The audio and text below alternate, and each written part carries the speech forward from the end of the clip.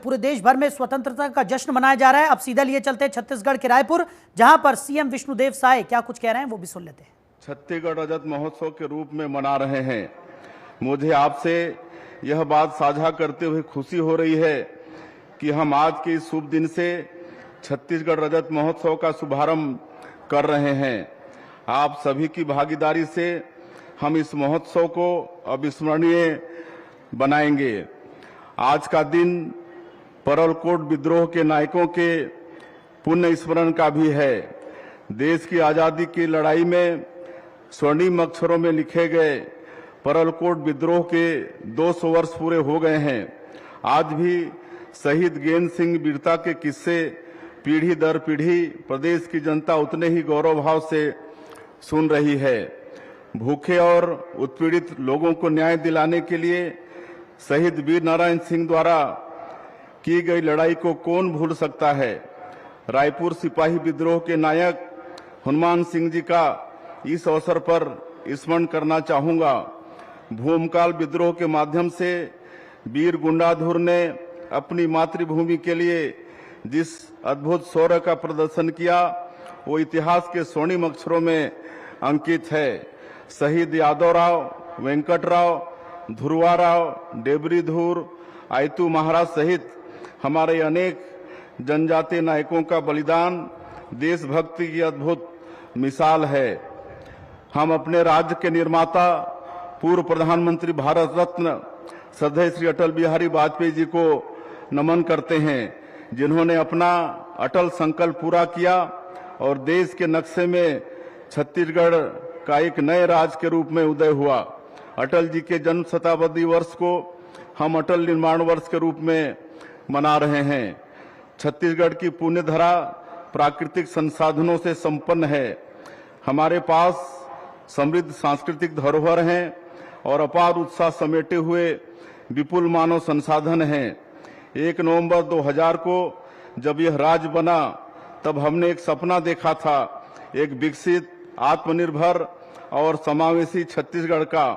आज मैं गर्व से कह सकता हूं कि हम उस दिशा में तेजी से आगे बढ़ रहे हैं। आपातकाल के 50 वर्ष पूरे हो गए हैं। हम अपने लोकतंत्र सेनानियों को नमन करते हैं, जिन्होंने आपातकाल के बेहद कठिन दौर में यातनाओं की परवाह न करते हुए लोकतंत्र की मशाल थामे रखी। मातृभूमि के लिए अपने हिस्से की जिम्मेदारी हमें निभानी है। हमें यशस्वी प्रधानमंत्री श्री नरेंद्र मोदी जी के नेतृत्व में वर्ष 2047 तक विकसित भारत, विकसित छत्तीसगढ़ की संकल्पना को मूर्त रूप देना है। हमें अपने वीर जवानों पर गर्व है, जिन्होंने अपने असीम शौर्य और साहस से मातृभूमि का शीश हमेशा ऊंचा रखा।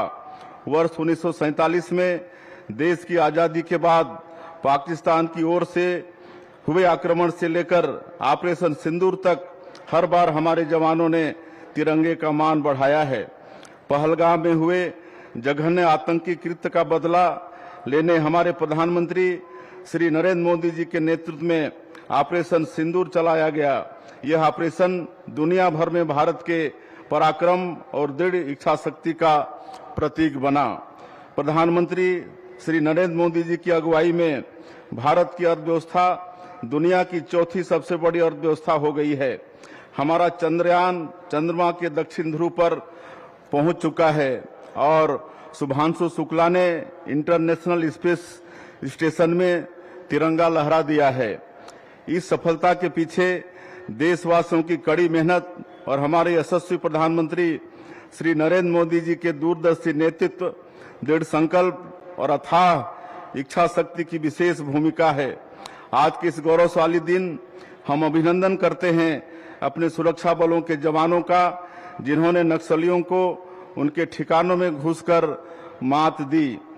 प्रधानमंत्री श्री नरेंद्र मोदी जी और केंद्रीय गृह मंत्री श्री अमित शाह जी के नेतृत्व में हम मार्च 2026 तक देश को माओवादी आतंक से मुक्त करने के लक्ष्य की ओर तेजी से बढ़ रहे हैं। पिछले 20 महीनों में हमारे जवानों ने 450 माओवादियों को न्यूट्रलाइज और 1578 को गिरफ्तार किया है। हमारे जवानों ने माओवादियों के शीर्ष नेताओं बसवराजू और सुधाकर को न्यूट्रलाइज करने में सफलता पाई है। राज्य सरकार की आकर्षक आत्मसमर्पण नीति से प्रभावित होकर 1589 माओवादी हथियार छोड़ चुके हैं। इनके पुनर्वास, कौशल विकास और रोजगार की व्यवस्था की गई है। सुशासन का असली मतलब तब है जब आखिरी व्यक्ति तक इसका लाभ पहुंचे। ताड़मेटला में जहां हमारे 76 जवानों ने माओवादी हमले में शहादत दी थी, उसके समीप ही चिंता गुफा के स्वास्थ्य केंद्र को राष्ट्रीय गुणवत्ता प्रमाण पत्र मिला है। यहां हर महीने औसतन 20 प्रसव होते हैं और हजारों ग्रामीण निःशुल्क इलाज की सुविधा ले रहे हैं। नक्सलवाद के कम होते ही बस्तर में विकास की रफ्तार तेजी से बढ़ी है। 50 बंद स्कूल फिर से खोले गए और कई गांवों में पहली बार बिजली पहुंची। नियत लेनानार अर्थात आपका अच्छा गांव योजना से 327 गांवों में बुनियादी सुविधाएं पहुंची हैं। पामेड़ जो कभी नक्सलियों का गढ़ था, वहां बैंक की शाखा खुल गई है। पिछले 20 महीनों में हमने प्रदेश के नागरिकों को प्रधानमंत्री मोदी जी द्वारा दी गई गारंटियों को पूरा करने की दिशा में उल्लेखनीय कार्य किए हैं। कैबिनेट की पहली बैठक में हमने 18 लाख प्रधानमंत्री आवास स्वीकृत किए। पीएम जनमन योजना में विशेष पिछड़ी जनजाति के लिए 34,000 और नक्सल पीड़ित व आत्मसमर्पित नक्सलियों के लिए 15,000 आवास मंजूर किए गए। पात्रता नियम आसान किए गए हैं और नए लाभार्थियों के लिए आवास प्लस 2.0 के तहत सर्वे कराया गया है। इस तरह हर नागरिक का पक्का घर पाने का सपना पूरा हो रहा है। महिला सशक्तिकरण हमारी सरकार की सर्वोच्च प्राथमिकता है। सरकार बनने के 3 महीने के भीतर हमने महतारी बंधन योजना शुरू की। प्रदेश में 17 लाख महिलाओं को हर महीने 1,000 रुपये की आर्थिक सहायता दी जा रही है। इस योजना से महिलाएं आत्मनिर्भरता की राह पर कदम बढ़ा रही हैं। महतारी बंधन योजना के तहत माताओं बहनों को अब तक 11,728 करोड़ रुपए की राशि दी जा चुकी है। रायगढ़ जिले से हमने महिला समूहों को रेडी टू ईट फूड निर्माण का काम सौंपा है और इसका विस्तार जल्द ही हम अन्य जिलों में भी करेंगे। राज्य के किसान भाइयों का कल्याण हमारी सर्वोच्च प्राथमिकता है। कृषक उन्नति योजना के माध्यम से छत्तीसगढ़ के किसानों को धान का सबसे ज्यादा मूल्य मिल रहा है। हमने पिछले खरीफ सीजन में 149 लाख मीट्रिक टन धान की रिकॉर्ड खरीदी की है। राज्य में फसल विविधता को बढ़ावा देने के लिए हमारी सरकार ने कृषक उन्नति योजना के दायरे का विस्तार किया है। धान के बदले अब अन्य खरीफ फसल लेने वाले किसानों को प्रति एकड़ 11,000 रुपये तथा दलहन, तिलहन, मक्का, कोदो, कुटकी, रागी और कपास की फसल लेने वाले कृषकों को प्रति एकड़ 10,000 रुपये की आदान सहायता राशि दी जाएगी। दीनदयाल उपाध्याय भूमिहीन कृषक मजदूर कल्याण योजना हमने शुरू की है। इसके तहत राज्य के 5,62,000 भूमिहीन कृषि श्रमिकों को प्रतिवर्ष 10,000 रुपये की आर्थिक सहायता दे रहे हैं। छत्तीसगढ़ के 26 लाख किसान भाइयों को प्रधानमंत्री किसान सम्मान निधि का लाभ मिल रहा है। खास बात यह है कि इस योजना से विशेष पिछड़ी जनजाति के 32,500 किसान भी लाभान्वित हो रहे हैं। खरीफ सीजन में हमने खाद बीज की पर्याप्त व्यवस्था सुनिश्चित की। वैश्विक तनाव के कारण जहां डीएपी की आपूर्ति में कुछ कमी आई, वहां हमने भरपूर मात्रा में नैनो डीएपी उपलब्ध कराकर किसान भाइयों की दिक्कत दूर की। हम राज्य में सहकारिता की संभावनाओं को साकार कर रहे हैं। खेती किसानी के साथ साथ हम पशुधन और मत्स्य पालन को भी बढ़ावा दे रहे हैं। राज्य में दुग्ध उत्पादन और पशुपालकों की आय को बढ़ावा देने के लिए एनडीडीबी से हमने एमओयू किया है। वर्ष 2025 को अंतर्राष्ट्रीय सहकारिता वर्ष घोषित किया गया है। केंद्रीय सहकारिता मंत्री श्री अमित शाह जी के मार्गदर्शन में हम सहकार से समृद्धि के मंत्र पर चलते हुए राज्य में सहकारी गतिविधियों को नई ऊंचाई दे रहे हैं। महात्मा गांधी कहते थे कि शिक्षा के जरिए समाज में बड़े बदलाव लाए जा सकते हैं। हमने नई शिक्षा नीति को लागू करने के साथ ही इसके प्रावधानों के अनुकूल स्कूलों और शिक्षकों का युक्तियुक्तकरण किया है। अब सुकमा के दुर्गम गांव में भी शिक्षक हैं। राजधानी रायपुर से लेकर पहाड़ी कोरवा बसाहट वाले स्कूलों तक पूरे प्रदेश में शिक्षक छात्र अनुपात एक समान है। हमारे स्कूलों में शिक्षक छात्र अनुपात राष्ट्रीय औसत से बेहतर है। हम शासकीय विद्यालयों में मुख्यमंत्री शिक्षा गुणवत्ता अभियान भी संचालित कर रहे हैं। पेरेंट्स टीचर मीटिंग तथा न्योता भोज के माध्यम से हमने बच्चों के शैक्षणिक विकास में सामुदायिक भागीदारी सुनिश्चित की है, जिसका बेहतर परिणाम मिल रहा है। हमने स्कूलों के रखरखाव एवं अधोसंरचना विकास के लिए 133 करोड़ रुपए का प्रावधान किया है। नवा रायपुर में हम 100 एकड़ में एजुकेशन सिटी बना रहे हैं। विज्ञान और अनुसंधान को बढ़ावा देने के लिए यहाँ साइंस सिटी का भी निर्माण कर रहे हैं। नवा रायपुर में हमने नेशनल फॉरेंसिक साइंसेस यूनिवर्सिटी के कैंपस का भूमि पूजन किया है। देश में लागू नए कानूनों में फॉरेंसिक का महत्व काफी बढ़ गया है, जिससे राज्य के युवाओं को इस क्षेत्र में करियर निर्माण के अवसर सुलभ होंगे। छत्तीसगढ़ में आईटी और एआई क्रांति दस्तक दे चुकी है। हम नवा रायपुर को सेंट्रल इंडिया की सिलिकॉन वैली के रूप में तैयार कर रहे हैं। नया रायपुर में national institute of electronics and information technology की स्थापना करने जा रहे हैं, जिससे आईटी का बड़ा टैलेंट पूल यहां तैयार होगा। हम जॉब मार्केट की जरूरत के मुताबिक वर्क फोर्स तैयार कर रहे हैं। प्रदेश के युवाओं को कौशल युक्त बनाने के लिए स्किल इंडिया मिशन पर काम किया जा रहा है। नवा रायपुर में हम लाइवलीहुड सेंटर ऑफ एक्सीलेंस आरंभ कर रहे हैं। हम जनजातीय बहुल बस्तर संभाग के सभी 32 विकास खंडों में कौशल विकास केंद्र के माध्यम से युवाओं को विभिन्न व्यवसायों का प्रशिक्षण दे रहे हैं। आईआईटी के पूर्व विद्यार्थियों की संस्था पेन आईआईटी के साथ वंचित समुदायों को सशक्त करने हमने एमओयू किया है। यह संस्था कौशल विकास को बढ़ावा देने का काम करेगी। युवाओं के कौशल विकास के साथ ही उन्हें विदेशी भाषाओं का भी प्रशिक्षण दिया जाएगा, ताकि हमारे युवाओं को विदेशों में भी रोजगार के अवसर मिल सकें। स्टार्टअप को बढ़ावा देने के लिए हमने नई स्टार्टअप नीति बनाई है। इसके माध्यम से हम राज्य के 100 तकनीकी संस्थाओं के 50,000 छात्र छात्राओं तक पहुंच बनाएंगे। राज्य में हमने 150 स्टार्टअप स्थापित करने का लक्ष्य रखा है। ईज ऑफ लिविंग के साथ ही स्पीड ऑफ बिजनेस की ओर बढ़ते हुए हमने 350 से अधिक रिफॉर्म किए हैं। सिंगल विंडो सिस्टम से प्रदेश में निवेश सरल, सहज और पारदर्शी हो गया है। नई औद्योगिक नीति की बुनियाद पर विकसित छत्तीसगढ़ की भव्य इमारत तैयार होगी। नई औद्योगिक नीति में हमने सबसे ज्यादा जोर पावर सेक्टर पर दिया है। इस सेक्टर में हमें 3 लाख करोड़ रुपए से अधिक के निवेश प्रस्ताव प्राप्त हुए हैं। इससे छत्तीसगढ़ विकसित भारत का पावर हाउस बनेगा। निवेशकों के लिए छत्तीसगढ़ पसंदीदा राज्य बन चुका है। हमने दिल्ली, मुंबई, बेंगलुरु के साथ ही रायपुर में इन्वेस्टर समिट किए हैं। इन समिट के माध्यम से अब तक 6,65,000 करोड़ रुपए के निवेश प्रस्ताव मिल चुके हैं। नई औद्योगिक नीति में हम नए जमाने के उभरते हुए उद्योगों को भी विशेष अनुदान दे रहे हैं। छत्तीसगढ़ में पहली सेमीकंडक्टर यूनिट का भूमि पूजन हमने किया है।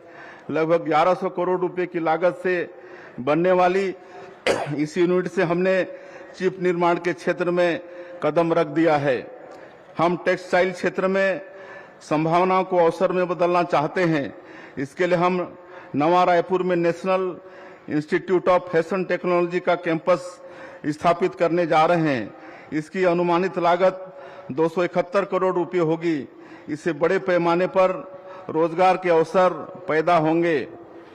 हमने राष्ट्रीय राजधानी क्षेत्र की तर्ज पर राज्य राजधानी क्षेत्र के विकास के लिए प्राधिकरण गठन का निर्णय लिया है। यह प्राधिकरण राजधानी क्षेत्र के सुव्यवस्थित और योजनाबद्ध विकास के लिए कार्य करेगा।